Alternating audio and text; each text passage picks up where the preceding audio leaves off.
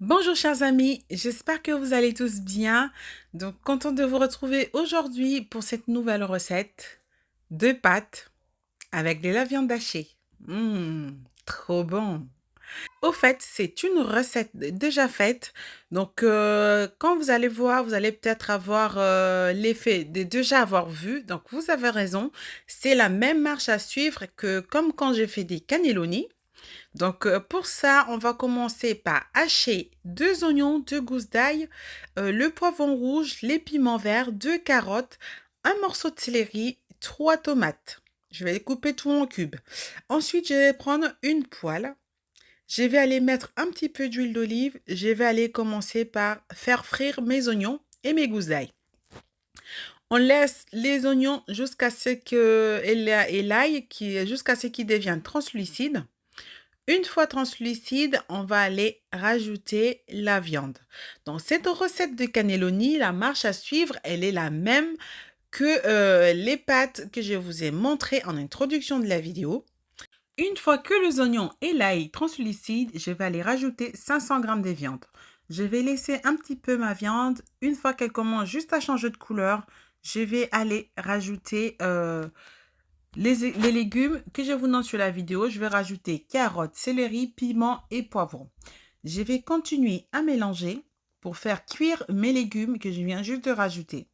Donc, on va laisser, je vais dire à peu près 5 à 7 minutes, le temps juste que les légumes soient assez cuits ou qu'ils commencent à cuire. Ensuite, je vais aller rajouter mes épices, du paprika, de coriandre, du thym, de l'origan, de laurier et puis et de la coriandre moulue. Je vais saler, je vais poivrer. Je vais bien mélanger mes épices avec les précédents ingrédients. Ensuite, je vais rajouter une cuillère à soupe des concentrés de tomates. Je mélange bien. Après, je rajoute mes 3 tomates que j'ai coupées en cubes. Je vais aller couvrir parce que normalement, votre mélange, au bout de quelques minutes, ça va dégorger beaucoup d'eau. Si vraiment ça ne dégorge pas de l'eau, vous pouvez rajouter un demi-verre d'eau pour faire cuire vos légumes qu'il y a dans la viande. Donc ensuite, j'ai fait avec la recette précédente, j'ai fait des cannelloni. Donc que je vous conseille vivement d'aller voir sur ma chaîne @saveur du monde, comme ce qu'il y a là au-dessus de la vidéo. Donc, je vous conseille vivement d'aller voir. Donc, c'est très bon. C'est très intéressant pour varier, pour faire une autre recette avec ce que je vous ai montré. Donc, pour continuer avec la recette d'aujourd'hui, donc je vais reprendre. Il me restait un peu de viande. C'est pour ça que j'ai cuit les pâtes et j'ai remis les épinards à l'intérieur. J'ai cuit mes pâtes comme indiqué sur le paquet. Une fois que les pâtes sont cuites, j'ai égoutter mes pâtes. J'ai récupéré la viande, j'ai mis une poignée d'épinards dans la viande, j'ai laissé faner mes épinards. Une fois les épinards fanés, il n'y a pas besoin de laisser cuire. J'ai remis mes pâtes que j'avais mis à égoutter tout à l'heure. Donc, et puis, je mélange très bien.